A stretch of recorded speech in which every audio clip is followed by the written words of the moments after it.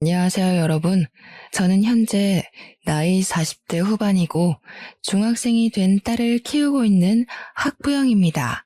저에게 몇 년 전에 일어났던 아주 웃기고 기가 막힌 일을 한번 풀어볼까 싶어서 이렇게 사연을 올리게 되었습니다. 저는 나이가 30이 되었을 무렵 지금의 남편을 소개받아 만나게 되었습니다. 소개팅이라는 자리가 불편하기도 하고 약간 편견이 있었다고나 할까요? 이 나이에 아직도 여자친구가 없어서 주변 사람들의 소개로 사람을 만나야 한다는 게 마음에 걸리는 부분이긴 했습니다. 간곡한 지인의 부탁에 자리를 나가게 되었는데 상대방은 연봉도 꽤 높고 키도 183cm나 되고 얼굴도 훈훈하게 생긴 34살의 남자였습니다. 저는 그 남자를 보자마자 더욱 의심을 하게 되었죠. 모난 구석이 하나도 없는데 왜 여자친구가 아직도 없을까 하고 말입니다. 길 가다가 명함만 뿌려도 여자가 따라붙을 것 같은 사람인데 이런 소개팅 자리를 전전긍긍하고 있다는 게 이상하지 않겠습니까? 그래도 사진으로 받아본 외모가 제 이상형에 가깝기도 하고 무엇보다 키가 큰 사람을 선호하고 있었기에 소개팅을 했습니다. 제가 여자치고는 키가 꽤 큰 편이라서 외적으로 마음에 들었고 만나보니 예상과는 다르게 진중하고 깔끔한 성격을 가지고 있길래 연애를 시작하게 되었습니다. 2년 정도 진득하게 만나본 뒤 제 나이 32살이 되었을 때 프로포즈를 받고 결혼을 하기로 약속했는데 그제야 이 남자가 저에게 속사정을 이야기하더라고요. 사실은 자기가 오래전에 결혼을 약속했었던 여자가 있었는데 파혼을 하게 되었었다는 과거 연애사였습니다. 그런데 그 이유가 다른 것도 아닌 예비 시모와 예비 신우 때문이었다고 털어놓더군요.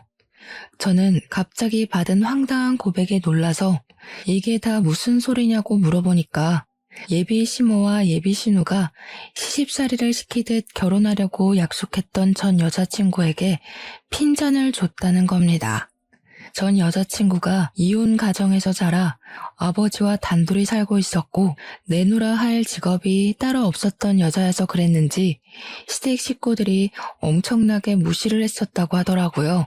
결국은 전 여자친구가 견디지 못하고 파혼 선언을 했고 결혼이 파투나는 바람에 상처를 입어 오랜 시간 혼자 지냈다고 했습니다. 한동안 여자 만날 생각이 전혀 없었는데 지인들 등살에 못 이겨 저를 소개받게 되었고 마음이 깊어져서 결혼까지 하고 싶어졌다고 이야기를 하더군요. 아무튼 예비 신우도 2년 전에 결혼을 했고 예비 시모 또한 자기가 그 이후로 여자를 만나지 않으니 걱정이 심해져서 간섭을 줄였다고 했습니다. 앞으로는 절대 참견하지 않겠다는 조건을 걸고 결혼을 하겠다고 허락을 받아왔으니 저에게 걱정을 하지 말라고 이야기를 하긴 하더라고요. 자기가 다 지켜줄 수 있다고 이전 같은 상황은 절대 만들지 않겠다고 저에게 후원장담을 했습니다. 근데 솔직히 제 입장에서는 너무나도 찝찝한 이야기지 않겠습니까? 그런 말뿐인 약속은 필요 없다고 이야기를 했죠. 결혼을 다시 생각해보는 게 좋겠다고 시간을 가지자고 강경하게 나가니까 조바심이 난 예비신랑은 저에게 각서를 쓰겠다고 했습니다. 신우가 시집갈 때 본인이 돈 5천만 원을 빌려줬었는데 신우가 시집살이를 시키려고 들면 그 돈을 가지고 협박이라도 해서 괴롭히지 못하게 만들겠다는 것이었습니다. 시모가 괴롭힐 경우를 대비해서 1년 동안은 혼인신고를 미루고 살았으면 좋겠다 하니 그 조건까지 받아들이고 각서를 쓰자고 하더라고요. 아파트 명의도 제 명의로 해두겠다고 생활비 통장이며 적금 통장이며 전부 제 명의로 해주겠다고 했습니다. 무슨 일이 생겨도 본인에게 무조건 이야기해달라고 하는데 믿음이 가더라고요. 그래서 약속했던 모든 걸 꼭 지켜달라고 신신당부를 한 뒤 결혼을 준비하게 되었습니다. 아니나 다를까 시댁에 인사를 드리러 갔더니 예비 시모가 저를 보자마자 입을 열었습니다. 대학을 어디 학교 나왔어? 우리 아들 만나기 전까지 남자는 몇 명이나 만나봤어? 음식은 좀 할 줄 알아? 아침에는 몇 시쯤 일어나니? 하면서요. 물어볼 게 얼마나 많은 건지 제가 입을 열기도 전에 질문만 수십 개가 쏟아지는 듯한 느낌이었습니다. 어안이 벙벙했던 저는 날카롭지 않게 대꾸하려고 그런 질문은 왜 하시는 거냐고 조심스럽게 물어봤습니다. 그랬더니 예비 시모가 하는 말이 자기가 궁금해서 물어보는 건데 왜 라는 말은 왜 하는 거냐고 하더라고요. 저도 밀리지 않으려고 질문하시는 내용이 조금 이상한 것 같다고 대답했죠. 그때까지만 해도 예비 시모를 최대한 존중하려고 노력했습니다. 저는 예비 시모에게 대학은 땡땡 여대를 나왔고 남자를 몇 명 사귀어 봤냐는 질문에는 딱히 대답할 가치가 없는 것 같다. 음식은 기본은 할 줄 안다. 결혼 후에는 남편과 같이 입맛을 맞춰 나갈 거니까 둘이 같이 요리를 하면서 해결해 나가겠다. 평일 아침에는 출근 시간 맞춰서 일어나고 주말에는 늦잠을 잔다고 시모의 질문 속도에 맞춰 쏟아내듯 이야기를 했습니다. 그러니 예비 시모는 한술 더 떠서 대학은 마음에 드니까 합격. 근데 남자 관계는 마음에 썩 안 드네? 하시더라고요. 제가 아무 소리 안 하고 가만히 있으니까 저를 빤히 보더니 근데 왜 음식을 우리 아들이랑 같이 하겠다는 거니? 하시는 겁니다. 그래서 저도 속으로 더 이상 대우를 해줬다가는 내가 말리겠다 싶어서 웃으면서 대답했죠. 그럼 어머님이 같이 해주시게요? 매일 저녁마다 저희 집으로 오셔서 반찬 해주시는 거예요? 했더니 시모가 끙 하시면서 아무 말도 못 하시더라고요. 저한테 주말에도 일찍 일어나라고 하시면서 시댁에 게으름 피우면 안 된다고 평일이랑 똑같이 일어나라고 말도 안 되는 트집을 잡더라고요. 알겠다고 대신 남편이랑 같이 아침부터 일찍 일어나서 운동도 하겠다고 했더니 자기 아들은 피곤해서 주말에는 쉬어야 한다고 호들갑을 떨더라고요. 저도 일하는 사람인데요. 그럼 저도 쉬어야 하지 않을까요? 자기야, 우리 주말에는 배달 음식 시켜 먹으면서 좀 쉬자 했죠. 제가 평소에 되바라진 애는 절대 아닌데 남편이 시댁에 방문하기 전에 저에게 언지를 했던 내용이 있었잖아요. 고부간의 갈등이라든지 시집살이라든지 거기다가 자기가 무조건 제 편을 들어주겠다고 각서까지 썼으니까 뒤는 보지도 않고 일단 지른 거죠. 속으로 이렇게까지 이야기해도 되나 싶긴 했지만 가만히 있으면 우습게 볼 것 같더라고요.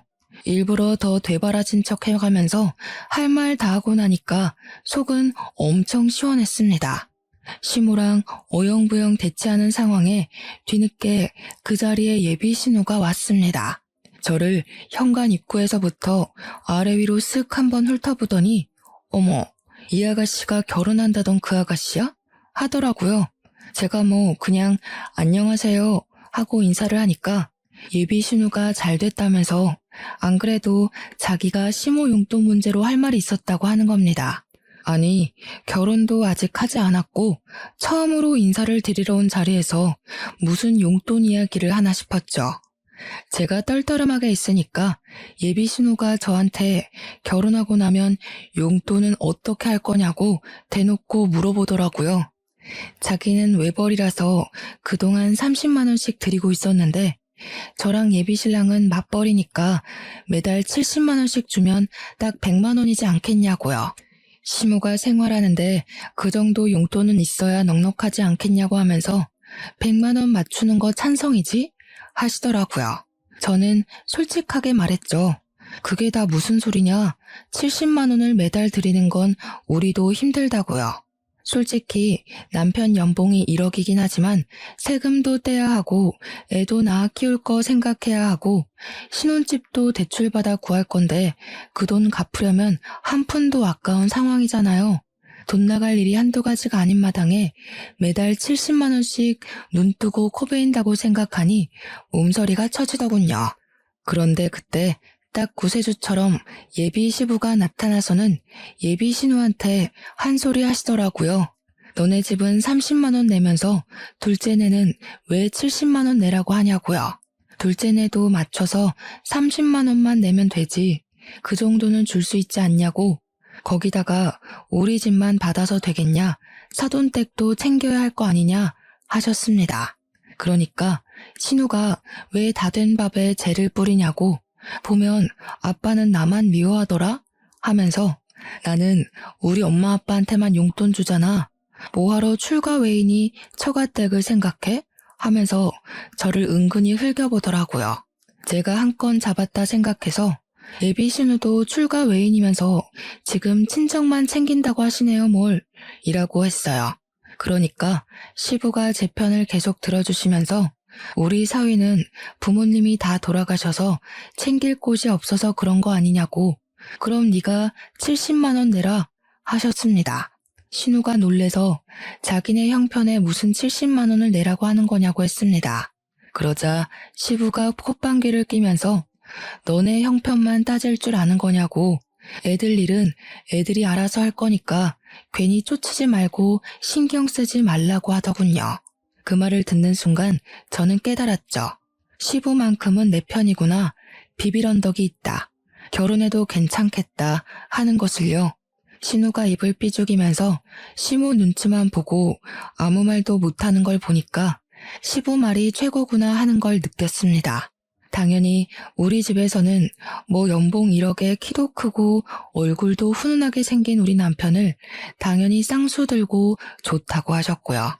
앞으로 잘하겠다고 절을 하는 남편의 뒤통수를 보면서 이 사람 하나 믿어보고 결혼하자 하고 결심했습니다.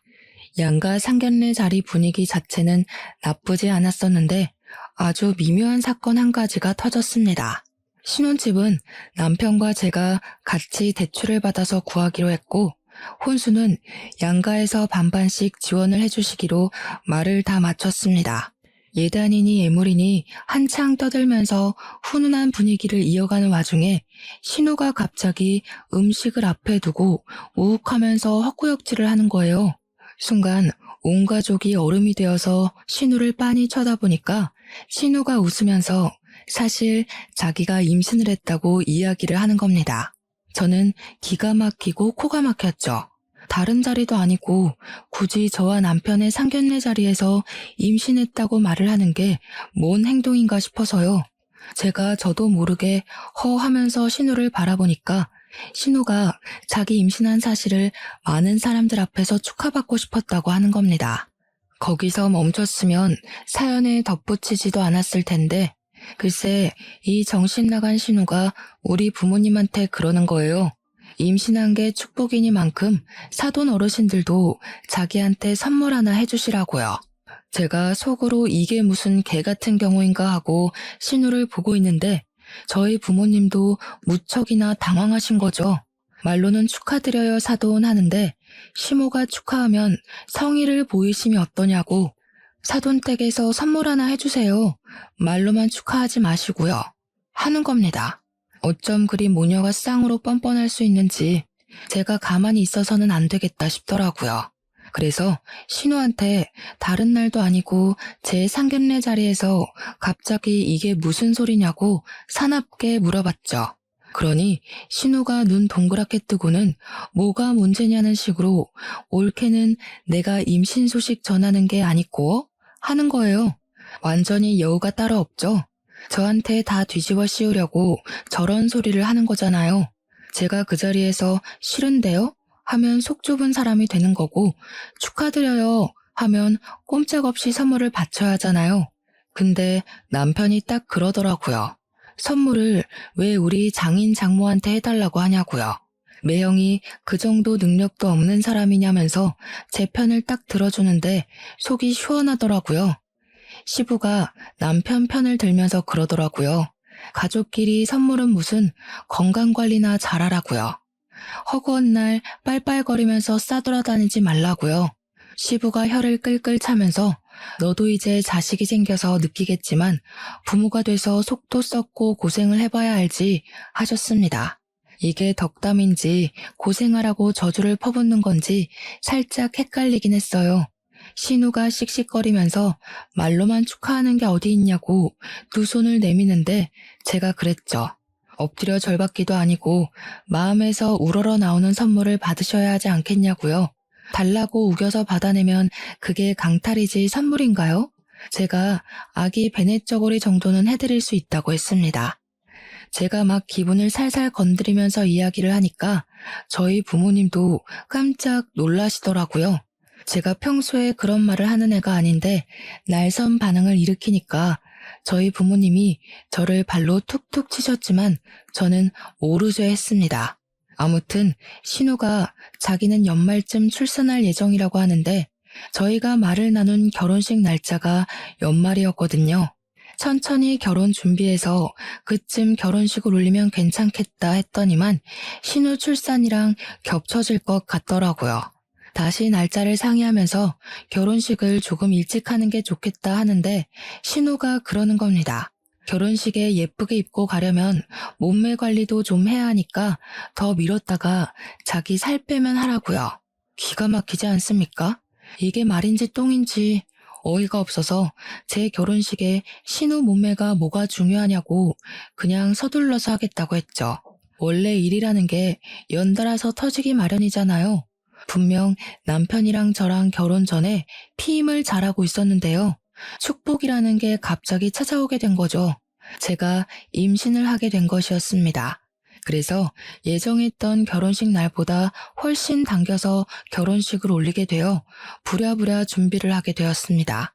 너무나도 급작스럽게 이뤄진 결혼에 양가에서도 개눈 감추듯 결혼식을 올리게 되었다며 조금 서운해하시기도 했죠. 근데 원래는 각서에 결혼하고 나서 1년 동안은 혼인신고를 하지 않기로 했었잖아요. 아이가 생겨서 혼인신고를 하긴 해야 할 것 같은데 당장 하기에는 또 마음에 걸리고 남편과 상의 후에 아이 낳기 전에 혼인신고를 하자고 약속을 하게 되었습니다. 저의 출산일은 다음 해 2월이었어요. 배가 나오기 전에 식을 올려야 한다고 생각을 했기에 천천히 여유를 가지고 준비하려고 했던 결혼식을 2달 만에 준비했고 저는 임신 4개월째에 결혼식을 올리게 되었습니다. 시댁에서는 겹경사라고 손주가 2이나 생긴다면서 엄청나게 좋아하셨고요. 저는 임신을 해서인 건지 결혼하고 나서 엄청난 간섭과 시집살이에 시달릴 거라 생각했던 것과는 반대로 걱정할 일은 전혀 없었습니다. 시모도 그렇고 신우도 그렇고 임신을 해서 그런 건지 트집 잡는 걸 딱 멈추셨거든요. 시댁에는 제사할 것도 딱히 없었고 명절에도 딱 하루만 시간 내서 같이 보내고 집으로 각자 돌아가는 그런 시기였습니다. 그래서 명절에도 뭐 밥을 한다거나 벌초를 간다거나 하는 일이 없었죠. 그렇게 시간이 흐르고 흘러서 12월이 되어 신우는 건강하게 아들을 출산하게 되었고요. 저도 그 다음 해에 2월에 아들을 출산을 했습니다. 건강하고 뽀얀 우리 아들을 보면서 정말 남편과 끌어안고 얼마나 울었는지 모르겠습니다.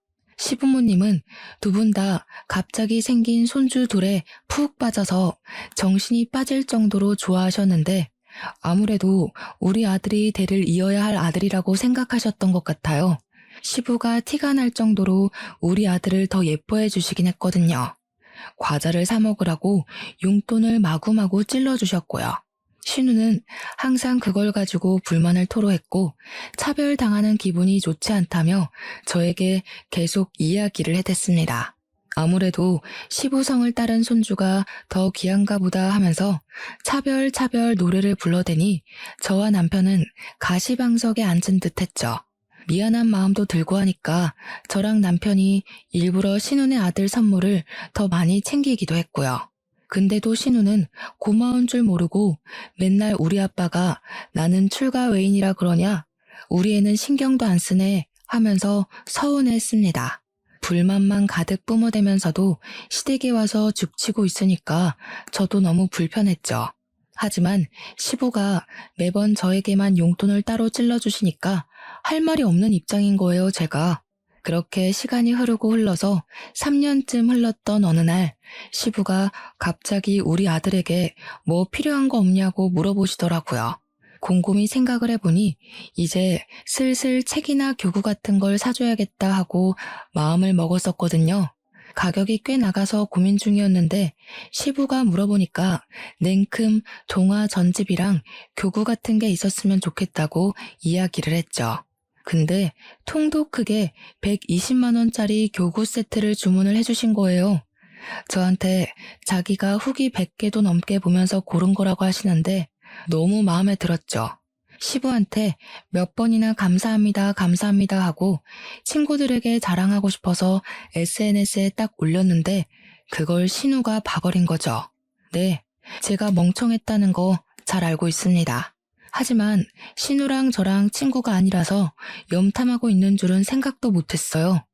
신우가 난리를 치면서 우리 아빠가 사줬다고?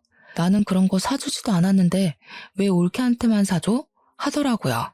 그러면서 저한테 우리 아빠가 사준 거니까 나눠 쓰자고 하는데 제가 할 말이 없어서 알겠다고 했죠. SNS에 올리지만 않았어도 이런 일이 없었을 텐데 제 팔자 제가 꼰 거 아니겠습니까? 필요한 거 있으면 빌려가시라고 이야기를 했더니 신우가 당장 와서는 몇 가지 교구를 들고 가더라고요. 그런데 짜증나는 게 신우가 빌려갔다 하면 함흥차사인 겁니다. 돌려줘야 하는데 돌려주지도 않고 빌려가기만 잔뜩 빌려가고요. 제가 신우가 뭘 빌려갔는지 하나하나 체크를 해놨었거든요. 근데 한 10개 빌려가면 돌아오는 건 7, 8개밖에 없는 겁니다. 도둑놈도 아니고 빌려달라고 할 때마다 빌려줬는데 왜 들고 오지를 않는 건지.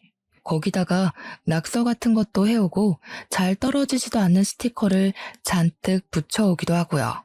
아무리 가족이라지만 남의 것인데 깨끗하게 다룰 생각은 안 하고 일부러 더 저러는 것 같았습니다. 당연히 저도 참지 않고 신우한테 막 뭐라고 했죠. 빌려간 건 10개인데 오는 건 왜 7, 8개밖에 없냐? 이 낙서들이랑 스티커는 다 뭐냐? 우리 아이 교구랑 책에다가 왜 조카 이름을 적어두냐고요. 자기 것인 거 마냥 이름 적어두는 건 진짜 선 넘는 일 아닌가요? 너무 열이 받더라고요. 한번 빌려가면 상태가 너무 최악이 되어서 돌아오니까 우리 아들이 속상해한다고 집에 있는 거 전부 깨끗하게 닦아서 돌려달라고 했습니다. 그러니까 신우가 저한테 나를 세우면서 하는 말이 우리 아빠가 사준 걸로 지금 생색내는 거냐고, 애들이 놀다 보면 그 정도 흠집은 나는 거 아니냐고 하더라고요. 저한테 더럽고 치사해서 돌려준다고 신우 집에 있던 교구들을 죄다 돌려주는데 진짜 하나같이 정상인 물건이 없었습니다. 책도 너덜너덜하고 교구들은 망가지고 부러지고 쓰레기가 따로 없었습니다. 신우가 우리 집에 획 던지더니 제가 또 한 소리 할까봐 서둘러서 조카 데리고 도망치듯 가더라고요. 문제는 그날 밤에 우리 애가 난리가 났죠.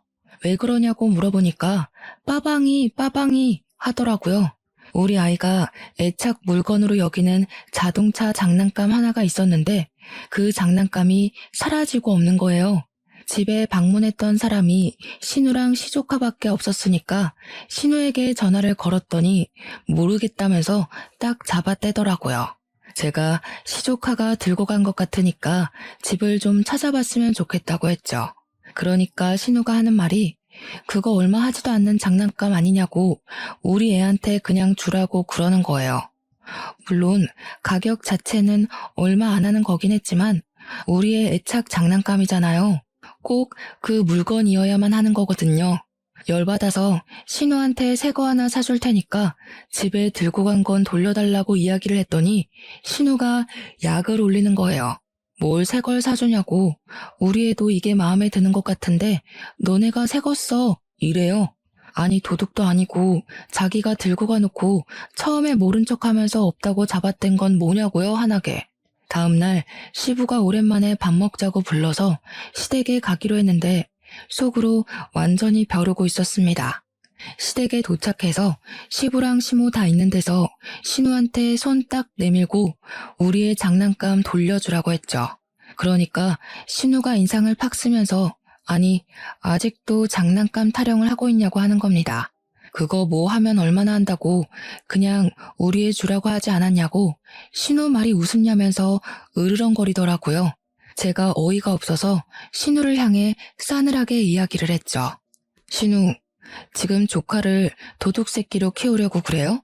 남의 물건을 몰래 훔쳐갔으면 신우라도 정신 차리고 돌려주라고 해야 하는 게 맞지 않아요?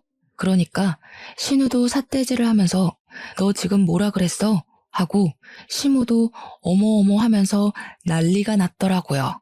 어디 신우한테 그런 말버릇을 하고 앉아있냐면서 세상 말세다 하는데 시모를 째려보면서 한술 더 떴죠 제가.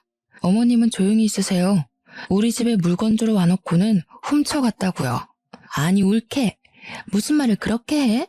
애가 마음에 들어서 가지고 온 걸 가지고 도둑이니 뭐니 말이 너무 심한 거 아니야? 말이 심하다고요? 조카를 그렇게 키우면 애가 나중에 도둑밖에 더 되겠어요? 마음에 들어서 가지고 온다니 그게 어느 나라 법입니까 도대체? 돌려주세요 그 자동차. 와 옳게 무섭다 정말. 그거 얼마나 한다고 치사하게 군다? 치사하다고요? 신우가 가져가서 쓰레기로 만들어 온 교구가 한두 개인 줄 아세요? 아버님이 사주신 교구의 반 이상을 신우가 가져가서 쓰레기로 만들어 왔잖아요. 빌려갔으면 곱게 돌려줄 줄 알아야지. 죄다 망가뜨리고 부러뜨리고. 우리 애는 한 번도 써보지 못한 교구도 있어요. 그러자 시모가 교구는 무슨 교구? 하면서 은근히 끼어들더라고요. 신우는 여기서 왜 그런 소리까지 하냐면서 괜히 부채질하고 있고요. 이때다 싶어서 시부모 다 있을 때 확 그냥 터트려버렸죠. 시부가 저희 아이를 위해 사주신 건데 정말 너무 속상했거든요. 아버님이 저희 아이 쓰라고 사주신 교구가 있는데 그걸 알게 된 신우가 난리를 쳤어요. 애 차별하는 거냐고. 왜 우리 아들만 사주냐고 난리를 치길래 저도 죄송해서 같이 나눠 쓰자고 했죠. 빌려주면 갖다 주기로 했으면서 빌려가기만 하고 가져다 주질 않더라고요. 돌려줘도 낙서해두고 찢고 망가뜨려서 주고요. 도대체 조카 이름은 왜 적어두는 거예요? 우리 아이 건데?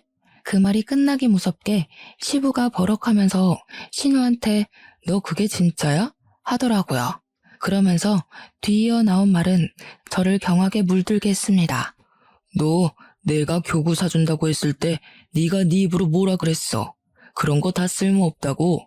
애 장난감 사는 게 더 시급하다고 하면서 100만 원짜리 전동차 같은 거 사달라고 해서 사줬잖아.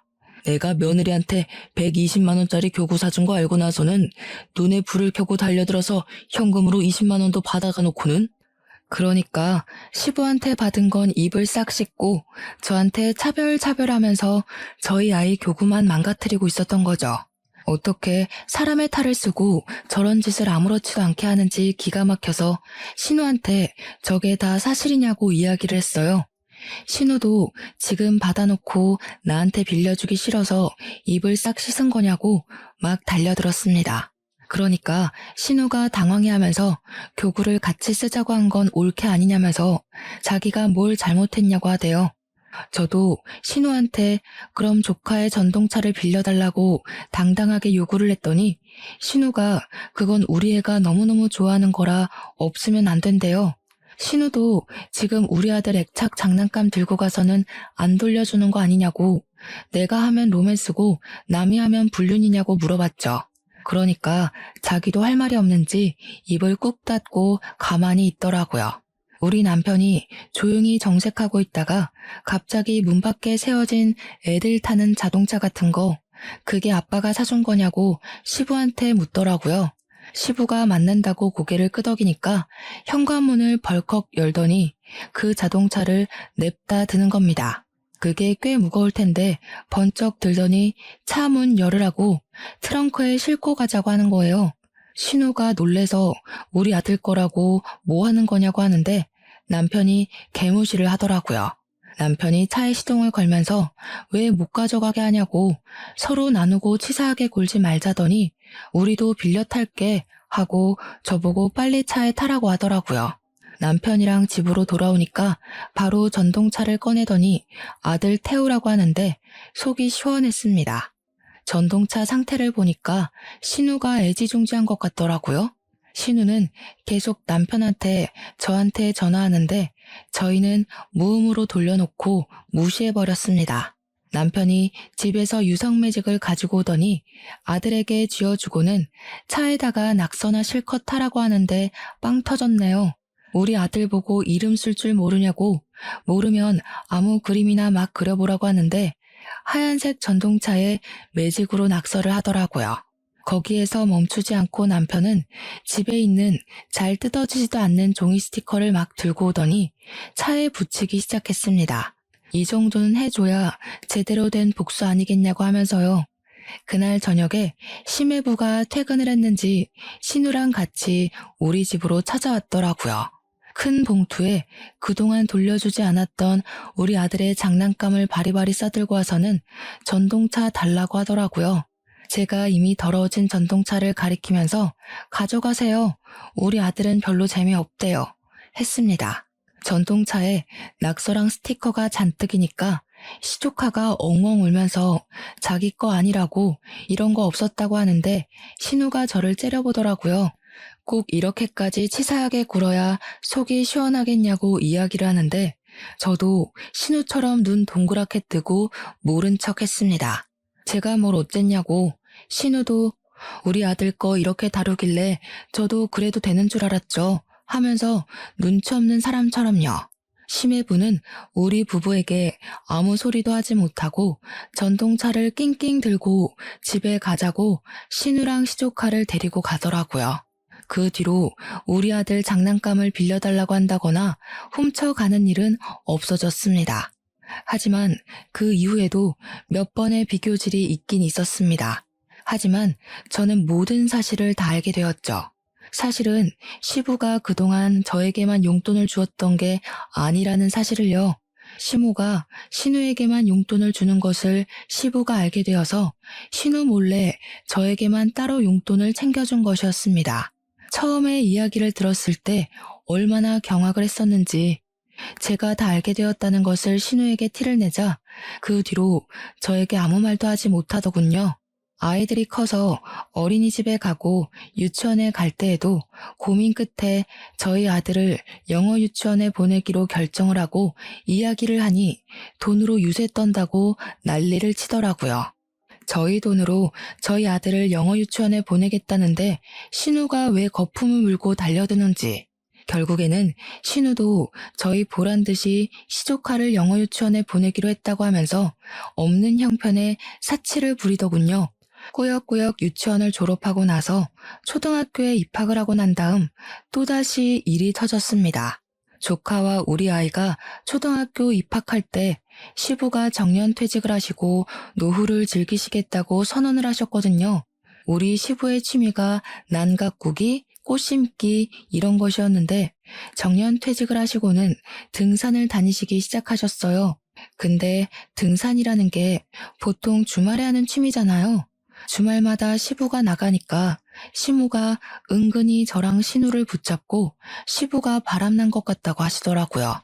제가 기가 막혀서 시부가 그럴 사람이냐고 나이도 벌써 70대 중반인데 바람은 무슨 바람이냐고 했죠. 그렇게 걱정되시면 시모가 따라서 등산에 가면 되는 거 아니냐. 부부 등산도 많이 하더라 하니까 일 없다 하시대요. 시모가 뚱뚱하시거든요. 운동하는 걸 엄청나게 싫어하시니 그럴 수밖에요. 시조카가 초등학교 3학년이 되고 우리 아이가 초등학교 2학년이 되었을 때쯤 발육 상태에 차이가 나기 시작했습니다. 제가 여자치고는 키가 큰 편이라고 했었잖아요. 제 키가 169cm거든요. 우리 남편의 키는 183cm고요. 시부랑 시모도 키가 꽤 큰 편인데 신우만 혼자 키가 157cm로 작은 편이었습니다. 심해부의 키도 저랑 눈높이가 비슷한 걸로 봐서는 160 후반대거나 딱 170 정도로밖에 보이지 않았고요. 그러니까 우리 아들은 초등학교 2학년임에도 불구하고 키가 130cm였거든요. 근데 시조카는 키가 훨씬 작았어요. 3학년이라고 해도 개월수 자체는 2개월밖에 차이가 안 나긴 하지만 키가 113cm밖에 안 됐거든요. 누가 봐도 우리 아들이 형처럼 보이고 그래서 신우가 키 가지고 엄청 스트레스를 받아 했었습니다. 그런데 우리 아이가 발육 상태가 좋은 만큼 밥을 정말 많이 먹고 가리는 것 없이 참 잘 먹어요. 저랑 남편이 부부 동반으로 일이 있어서 어쩔 수 없이 시댁에 하루 아이를 맡겼는데 그날 신우도 시댁에 조카를 데리고 방문을 한 거죠. 그날 저녁에 시부모님께 아이를 봐주셔서 감사하다고 인사를 드리고 집에 왔는데 애가 배가 고프다고 밥을 달라고 하는 겁니다. 저녁 안 먹었어? 하니까 짜장면을 먹긴 했는데 배가 고파 죽겠대요. 왜? 얼마 못 먹었어? 하고 물어보니까 자기는 매운 걸 전혀 먹질 못해서 짜장면을 시켰고 시조카는 매운 걸 워낙 잘 먹는다고 짬뽕을 시켰대요. 근데 막상 음식이 도착하니까 짜장면이 먹고 싶다면서 반을 덜어가더라는 겁니다. 우리 아이가 매운 거 못 먹는 걸 뻔히 알면서 짬뽕을 먹으라고 덜어주더래요. 아이가 결국 짜장면 반 그릇으로 저녁 내내 시간을 보냈으니 당연히 배가 고팠던 거죠. 시조카는 짜장면에 짬뽕까지 다 처먹었다고 하는데 짜증이 확 나더라고요. 키 차이는 그렇게 나는데 시조카가 몸무게는 훨씬 더 많이 나가거든요. 소화비만 판정을 받을 정도로 몸이 퉁실퉁실했어요. 우리 아이에게 밥을 차려주면서 다음부터는 나눠 먹기 싫다고 하던가 아니면 곱빼기로 시켜달라고 이야기를 하라고 했죠.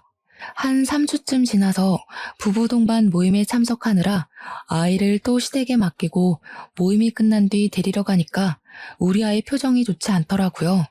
혹시 오늘도 짜장면 먹었어?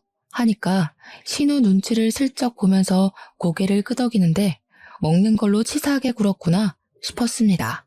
시댁에 신우랑 시조카, 시모까지 다 있어서 거기서 이야기를 꺼냈죠.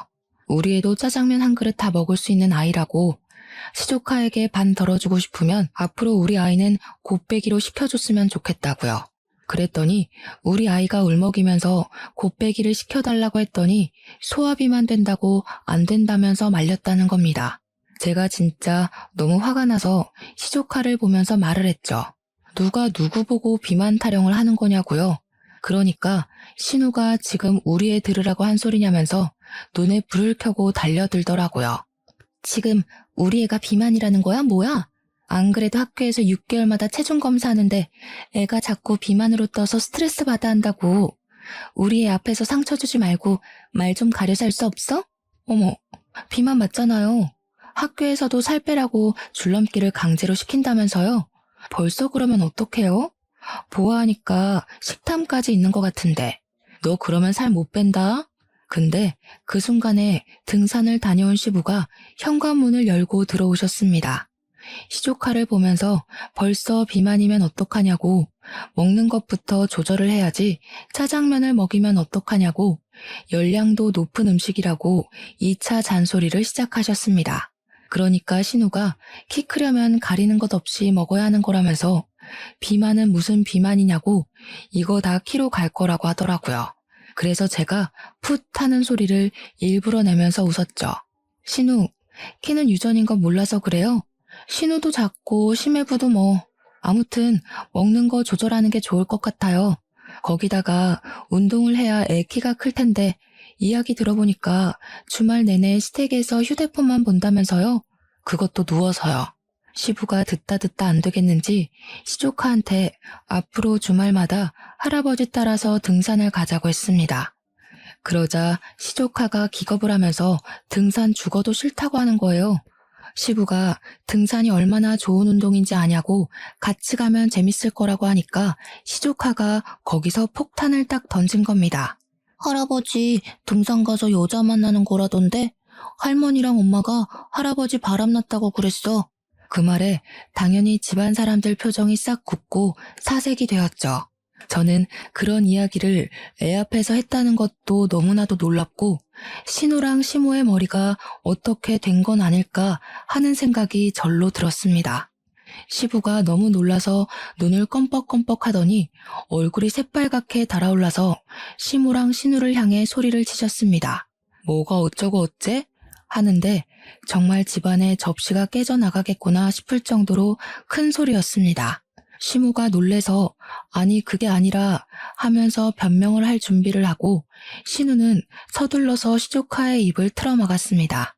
저와 남편, 그리고 우리 아들은 놀래서 아무 소리도 못하고 가만히 서 있었죠. 시부가 팔을 부들부들 떨면서 시모에게 삿대질을 했습니다. 이 인간들이 뭐가 어쩌고 어째? 바람? 이 할망구가 노망이 났나? 내가 등산을 같이 가자고 할 때는 죽어도 싫다고 하더니 바람이 뭐? 첫째 너는 생각도 없이 그걸 지 자식 있는 데서 씨부리고 있어? 부끄럽지도 않아? 뭐 잘난 소리라고 지 입으로 떠들어 제껴? 아니 아빠, 그냥 농담 삼아서 한 말인데 뭐 이렇게 화를 내고 그래. 아빠가 주말마다 등산에 가니까 그냥 우리끼리 우스갯소리로. 농담할 게 따로 있지. 얘 며느리야. 너도 이 헛소리를 들은 적 있냐? 시선이 전부 저한테 한데 모였는데 이때다 싶은 마음도 슬쩍 들더라고요. 그래서 고개를 끄덕끄덕했죠. 그러니 시부가 거실에 있던 휴지값을 시모 쪽으로 던지면서 화를 내셨습니다. 이 인간들이 단단히 노망이 났다고 당장 병원에라도 가둬야 하는 거 아니냐고요. 그런 소리를 씹으려서 사람을 부도덕한 사람으로 몰아간다고 하시면서 시부가 시모에게 그러셨습니다. 뭐 눈에는 뭐만 보인다더니 당신이 그런 소리를 자기한테 해도 되냐고요. 그 말에 시모가 사색이 되어서 왜 또 옛날 이야기를 꺼내고 그러냐고 하는데 저랑 남편은 영문을 몰라서 시부모를 쳐다만 봤죠. 이 옆에 내가 몇 년 전에 바람이 났을 때도 내가 눈 꼭 감고 한번 넘어가 줬는데 이제는 나를 바람난 인간으로 몰아? 이런 부도덕하고 몰상식한 인간 같으니라고. 꼴도 보기 싫어. 나가. 그러더니 신우를 향해서 말씀하시더라고요. 네가 네 엄마 데리고 나가라고요. 끼리끼리 지지고 볶고 잘 살아보라면서 냅다 큰 보스턴백을 들고 오셔서 짐 싸라고 시모에게 던지셨어요. 시모는 끝까지 잘못했단 소리 없이 짐 싸서 신우 집으로 가시더라고요. 근데 신우가 제 코가 석자인 사람이잖아요. 며칠 지나고 신우가 시모에게 눈치를 줬나 봐요. 집으로 돌아가라고요. 시모가 울며 겨자 먹기로 시댁에 왔는데 시부가 비번도 바꿔버리고 행동력 있게 집도 부동산에 내놔버린 거죠. 시모한테 따로 살자고 하면서 황혼 이혼 모르냐고 별거 하자고 자기는 원룸 가서 살 거라면서 이혼 소송도 불사하겠다 선언을 하셨습니다. 꼼짝없이 신우가 시모를 모시고 살게 됐는데 시모도 돈이 없으니까 우리한테 시모를 모시고 가라고 떠넘기더라고요. 하지만 우리 남편이 든든하게 제 편 들어주기로 했잖아요. 딱 잘라 거절을 했습니다. 누구 때문에 파혼했었는지 기억도 못하는 거냐고. 마누라랑 각서 쓴 게 있어서 시모 모시고 살면 당장 이혼이라고 했죠. 신우가 어이없어 하면서 그럼 매달 생활비라도 보태주라고 하면서 남편한테 둘 다 자식이니 그 정도는 해야 되지 않겠냐고 했대요. 우리 남편이 와이프에게 물어보겠다고 하면서 저에게 뭘 물어보는 신용을 하더니 바로 신우한테 그러대요. 누나, 나 생활비는 못 도와줄 것 같아. 우리 와이프가 누나 시집 갈 때 빌려준 5천만 원도 받아오라고 하는데 어떻게 생활비 이야기를 하겠어. 우리 남편이 한술 더 떠서 말을 하니까 제가 나설 필요도 없었습니다.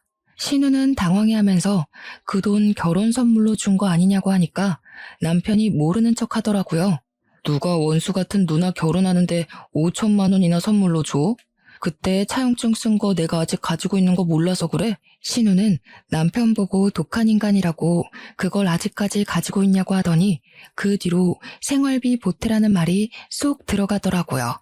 결국 시부랑 시모는 시부의 강력한 바람으로 이혼을 했고요. 시부는 지금 우리 집 근처 원룸에서 혼자 노후 라이프를 즐기고 계세요. 신우랑 시모는 맨날 나가라 못 나간다 하면서 싸우고 있다고 신우가 가끔 저에게 전화와서는 시모 모시고 가면 안 되겠냐고 하는데 누가 그 제안을 받아들이겠습니까? 당연히 거절하고 있고요. 남편은 결혼 전에 저에게 약속했던 대로 커다란 벽이 되어주고 있어서 시모도 차단해버리고 아이와 시부와 즐거운 시간 보내면서 살고 있습니다. 이래서 사람이 너무 욕심만 부리고 심술만 부리고 살면 안 된다는 걸 깨닫게 되네요. 여러분들도 이런 어처구니 없는 일을 당하시면 당황해하지 마시고 현명하게 잘 대처하길 바랍니다. 저의 긴 사연 들어주신 여러분 감사합니다. 행복한 하루 되세요.